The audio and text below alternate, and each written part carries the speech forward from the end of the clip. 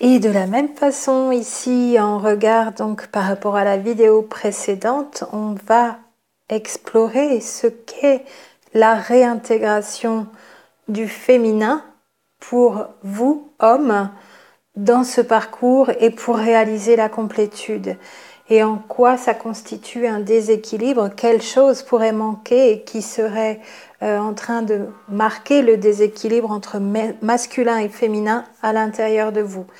Donc, vidéo numéro 377 et 378 fonctionnent ensemble.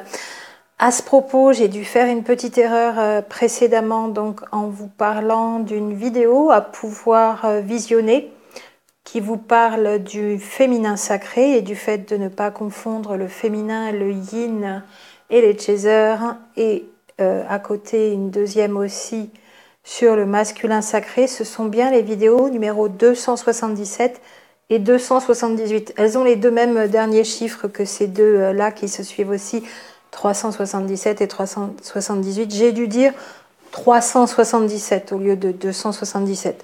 Mais vous tapez sacré, féminin sacré, masculin sacré, puis de toute façon vous saurez les retrouver. Alors ici, qu'est-ce qu'on entend de la même façon pour les hommes de ce qu'est le féminin? Les archaïques du féminin dans l'inconscient collectif, qu'est-ce qu'on met derrière tout cela?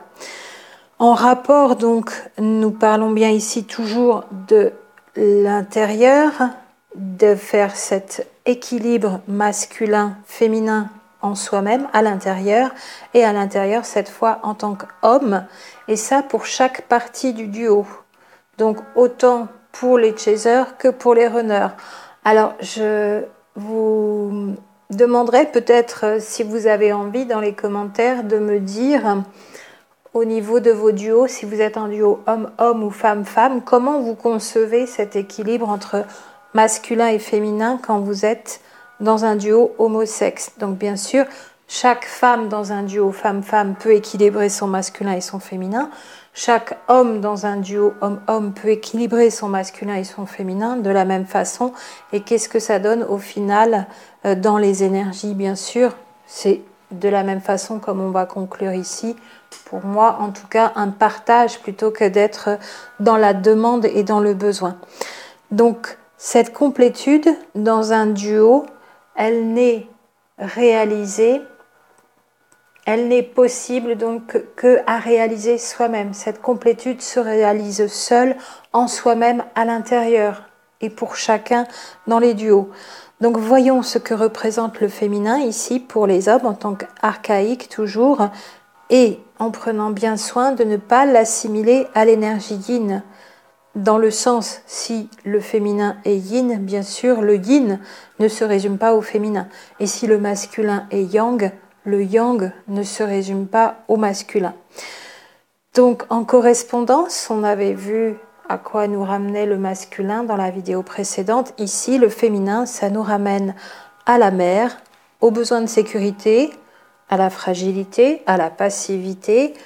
Pourquoi pas, on pourrait citer aussi l'oisiveté, donc l'inaction dans ce sens-là, l'enfantement, le maternage, la tenue de la maison, donc le foyer, le fait de prendre soin de son apparence extérieure, de sa beauté, de son esthétique. Ça nous ramène aussi à la nourrice, la mère nourricière, à la femme qui prend soin des autres, à la figure douce et attentionnée, au service aux autres, au dévouement et encore plein d'autres choses. La liste ici n'est pas exhaustive, comme pour le masculin à réintégrer pour les femmes dans la vidéo précédente. La liste n'était pas exhaustive non plus, on pourrait citer encore plein de choses.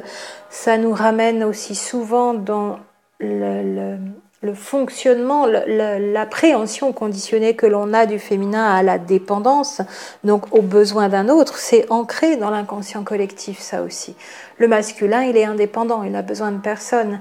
Et le féminin, cette énergie des femmes, c'est la dépendance, c'est le besoin de quelqu'un d'autre. Et puis, pour le voir là aussi de la même façon que je l'avais cité dans la vidéo précédente, dans la religion, le féminin, c'est incarné par la Vierge Marie. Donc, la mère qui a reçu la grâce de Dieu et qui porte un enfant alors qu'elle est vierge. et qui porte le Fils de Dieu d'ailleurs. Et puis maintenant, en plus d'ailleurs, depuis quelques années, il y a une autre figure féminine dans la religion catholique, donc chez les chrétiens, c'est aussi Marie-Madeleine qui a été réhabilitée, je crois au niveau de sa reconnaissance par la papauté, c'était 1980 quelque chose, donc c'est très récent, dans les 2000 dernières années. Marie-Madeleine, donc la prostituée repentie. Donc, en tant qu'archaïque féminin, nous avons le droit soit à la Vierge Marie, soit à la prostituée repentie. Alors qu'en regard, dans l'archaïque, dans la religion, l'archaïque masculin, c'est Jésus, Fils de Dieu, qui a ascensionné et qui est le Sauveur. Vous voyez, ce qu'on peut avoir quand même dans l'inconscient, nous, dans notre société occidentale. Alors vous qui avez d'autres religions peut-être dans laquelle vous avez été élevés, parce que nous ici en France, en Europe, on a été élevés le plus souvent dans la religion catholique. Que nos parents soient croyants, pratiquants ou pas, on est imprégné de cette civilisation judéo-chrétienne, bien sûr. Mais si vous avez été élevé dans une autre religion, peut-être vous pourrez me dire aussi où on en est avec les archaïques masculins et féminins dans votre autre religion. Voilà tout ce qu'on a pour le féminin. Et puis bien sûr, au niveau de la sexualité, c'est plus une sexualité passive par rapport au masculin qui a plus une sexualité qui part à la conquête, voire une sexualité offensive. Donc en tant qu'homme, être humain de sexe masculin, qu'est-ce que ça serait réintégrer son féminin ? Eh bien tout simplement par rapport à la petite liste qui pourra s'allonger et que je n'ai pas terminée ici, pour un homme ce sera s'autoriser à être aussi, si besoin, sur certaines périodes, dans l'inaction et non pas tout le temps dans entreprendre quelque chose, être actif, faire quelque chose. Avoir le droit et s'autoriser à être dans l'inaction. Avoir le besoin aussi et le reconnaître et l'accueillir sans se sentir misérable, le besoin de sécurité à ce moment-là, une sécurité qui viendra autrement que par soi-même à des moments précis, que ce soit un accident, une maladie, comme une maman qui va mettre son bébé au monde et qui est dans cette période de conception et après, peut avoir un besoin extérieur, un besoin d'aide, donc accepter le besoin d'aide, accepter aussi d'être dans l'insécurité au niveau d'un sentiment intérieur. Et ne pas se sentir coupable de quoi que ce soit, de ne plus être un homme parce qu'on se sent en insécurité, ou s'autoriser à la douceur, à être faillible et ne pas culpabiliser d'avoir été faible dans une situation ponctuelle. Ça peut arriver à tous les êtres humains, hommes comme femmes, ou s'autoriser à lâcher quand c'est trop dur, plutôt que de se faire violence en se disant dans son archaïque programmé par l'inconscient, je suis un homme, je n'ai pas le droit d'être faible, je n'ai pas le droit de lâcher. C'est aussi ça, réintégrer son féminin pour un homme, s'autoriser à lâcher quand c'est trop dur, s'autoriser à pleurer bien sûr, ça heureusement, de plus en plus d'hommes réussissent à le faire. Et même, j'entendais une vidéo par rapport aux actualités dans ce moment, donc avec tous les mouvements sociaux, où un homme pleurait et disait tous les grands hommes pleurent. J'ai trouvé la phrase courte et jolie à la fois parce qu'il était très émotif dans ce qu'il racontait à ce moment-là. Donc le droit à être émotif dans son émotionnel, mais le droit à les montrer aussi ses émotions et le droit à pleurer. C'est ça, réintégrer son féminin pour un homme. S'autoriser à la douceur, aux soins aux autres, au service à autrui, ne pas se sentir plus rien ni personne parce qu'on n'a plus de situation professionnelle ou d'argent à un moment donné, ou même si ça dure, ça n'est pas ne plus être quelqu'un et ne plus être un homme du fait de ne plus avoir la place qu'on avait avant dans la société, celle qu'elle avait bien voulu nous donner, dans une organisation pas très nourrissante pour la grandeur qu'est un être humain, puisqu'on a une organisation de société qui n'est vraiment pas humaine depuis bien longtemps maintenant. Donc ne plus avoir de travail, ni de situation, ni d'argent à l'intérieur de cette société, ça n'est pas ne plus être un homme et ne plus être qui que ce soit, donc n'être rien ni personne dans ces cas-là, et c'est vrai pour les hommes et pour les femmes d'ailleurs. Et puis s'autoriser à passer du temps au foyer, avec ou sans enfants, donc à tout ce qu'on a envie de faire dans un foyer, dans une maison. S'autoriser à paterner, alors j'aime bien parce que je me suis rendu compte que ce mot-là n'existait pas non plus, en même temps qu'un autre mot dans le sens inverse, qui n'existe pas et qui est le matrimoine en correspondance avec le patrimoine. Le mot patrimoine n'a pas de correspondance, le mot matrimoine n'existe pas. Et voyez ici, s'autoriser à intégrer son féminin pour un homme, ce serait s'autoriser à paterner et non plus à materner. Mais ce mot n'existe pas dans le dictionnaire et dans la langue française. On va le rajouter, c'est pas un souci. Je pense que ça posera pas de problème à qui que ce soit à l'Académie française, où il y a beaucoup d'hommes. Je ne sais pas s'il y a autant d'hommes que de femmes à l'Académie française. Et puis l'envie pour un homme aussi de prendre soin de soi. Alors ça se fait de plus en plus facilement, pour des raisons marketing, je pense, où les grands annonceurs et ceux qui ont des choses à vendre ont vu là un marché potentiel avec tout le marché masculin pour l'esthétique, les soins, la beauté, la coiffure, le vêtement, la mode. Mais de plus en plus, heureusement, les hommes s'y autorisent à prendre soin d'eux-mêmes et à être dans l'envie d'esthétisme, l'envie de se plaire à soi-même d'abord, donc de se trouver beau dans le miroir, sans narcissisme non plus, ni plus ni moins qu'une femme où c'était plus admis que c'était quelque chose de très féminin. C'est aussi cela, s'autoriser à tout cela pour intégrer son féminin. Et intégrer son féminin pour être dans l'équilibre, ça ne veut pas dire devenir une femme, comme intégrer son masculin pour une femme, ça ne veut pas dire devenir un homme. Ça veut dire s'autoriser à ces archaïques du masculin ou du féminin qui autrefois n'étaient autorisés qu'au seul sexe auquel ils se rapportaient. Et puis s'autoriser à être dans une sexualité plus douce, bien sûr, je dirais une sexualité moins biologique, pulsionnelle ou animale, donc une sexualité qui prend soin de soi et prend soin de l'autre. Et pareil pour le féminin, pour les femmes d'ailleurs.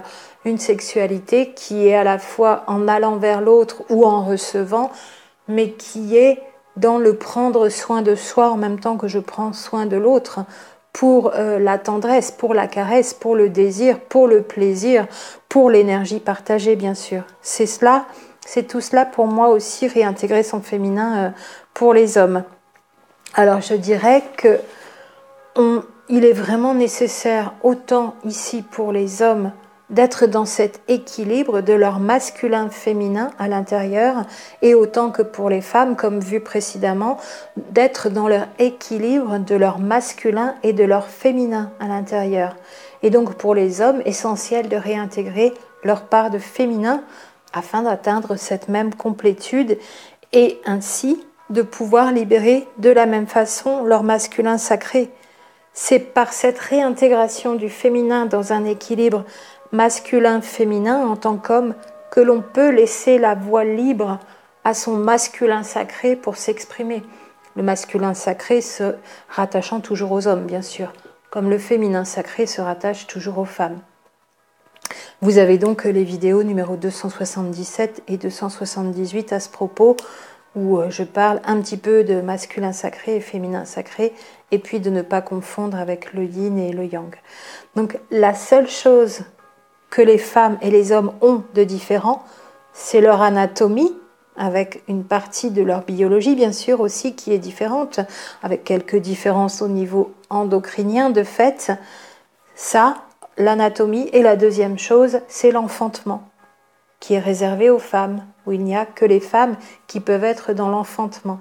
Ce qui n'empêche pas les hommes de vivre la conception, même sans porter à l'intérieur de leur être l'enfant.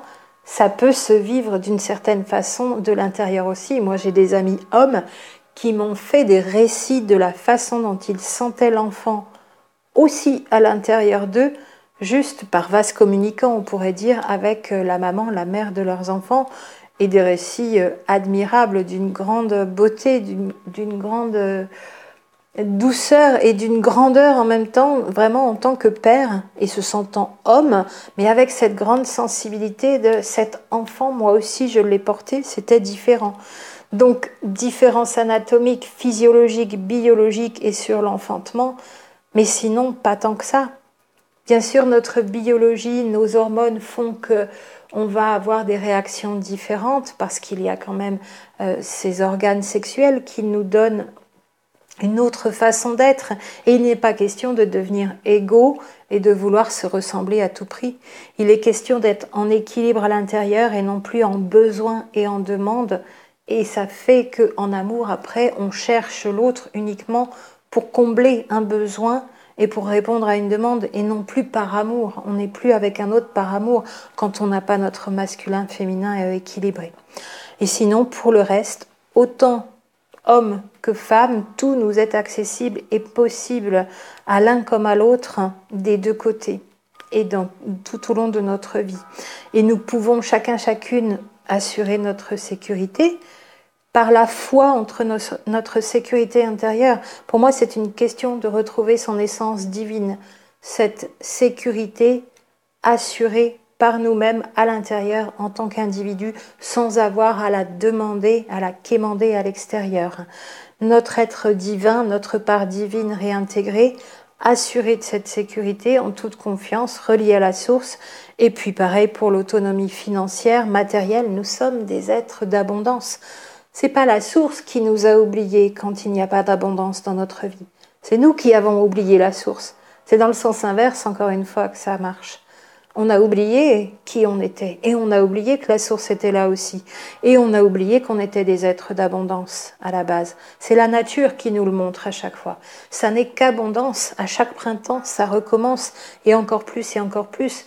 Regardez les arbres fruitiers que vous ayez plantés, ou que ce soit des petits arbustes sauvages sur lesquels on peut cueillir des baies.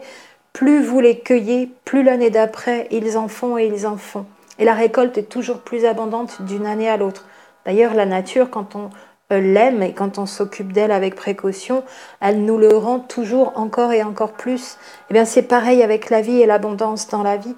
Plus on cultive l'abondance, plus on récolte l'abondance et plus il y en aura encore à chaque jour qui vient, à chaque jour qui va suivre derrière. Et tout cela, on l'oublie parce qu'on a oublié qu'on était de nature divine. Et on a oublié la source, c'est pas la source qui nous a oubliés. Et puis entre hommes et femmes, on peut le dire aussi quand même, s'il y a enfant, c'est bien qu'il y ait concertation, et puis partage de ce qui doit être fait, et puis égalité des droits. Ça fait longtemps qu'on en parle. Est-ce qu'on arrive vraiment à le mettre en place ? Non. Est-ce que c'est seulement dû aux deux parties du couple ou à toute une organisation de société et aux archaïques de croyances sur la famille nucléaire, la façon dont on doit vivre nos vies en famille, dont on s'organise? Beaucoup de questions se posent là, et pourtant certaines et certains commencent à y arriver quand même, à ce que ce soit bien partagé, équitable, pleinement consenti. Ça ne veut pas dire toujours du 50-50, ça peut vouloir dire sur 1 an ou 2 ans, ce sera 80 pour l'une et 20 pour l'autre dans le foyer, et puis après, pendant 2 ans, ce sera l'inverse, ou ce sera du 50-50, et puis les 2 années suivantes après, donc de 4 ans à 6 ans, ce sera du 20-80 cette fois-là. Voilà, tout ce qui est consenti, en tout cas dans le partage et dans une décision commune, est bien vécu. Tout ce qui est imposé à cause de normes de société et à cause d'un inconscient collectif avec nos archaïques est mal vécu. Et puis c'est tout ce qui est aussi bien homme que femme qui peut être assuré par soi-même, donc autonomie de parole, indépendance, tout ce qui a trait à la fois au masculin et au féminin, en équilibre en chacun. Et là, vraiment, quand cette complétude est faite, quand on est avec les deux à l'intérieur, qui sont bien mixés, qui se répondent l'un à l'autre, qui se côtoient l'un et l'autre en une seule personne, là, on se rejoint vraiment. Une fois qu'on a réalisé cette complétude. Et c'est que du bonheur parce que ce n'est que du partage et plus du besoin et de la dépendance d'un côté comme de l'autre. Et c'est un partage d'amour, amour, émotion suprême toujours, et un partage d'énergie et de plaisir dans la sexualité sacrée ou dans les caresses, le cas échéant, ou dans la tendresse, ou dans l'émulation des sens, en tout cas à tous égards. Voilà pour les hommes aujourd'hui aussi dans leur complétude et dans leur réintégration de leur part de féminin qui avait peut-être été mise un petit peu de côté, autant que pour les femmes qui réintègrent leur part de masculin alors que ça avait été mis de côté, ça avait été oublié. Alors je vous souhaite une bonne complétude et puis à vos commentaires si vous avez envie de parler de comment ça s'est passé pour vous ou de comment ça se passe en ce moment pour vous dans cette complétude. Qu'est-ce qui est difficile? Qu'est-ce que vous avez réussi à faire facilement? Et est-ce que vous aviez cette idée de la complétude ou est-ce que c'était encore un terme qui était assez vague et assez flou? Est-ce que ça vous a apporté quelques notions plus précises ici? Je lirai tout et toujours avec beaucoup de bonheur parce que il y a des très beaux commentaires, les courts comme les longs. Merci beaucoup à chaque fois. Et je vous dis à très bientôt.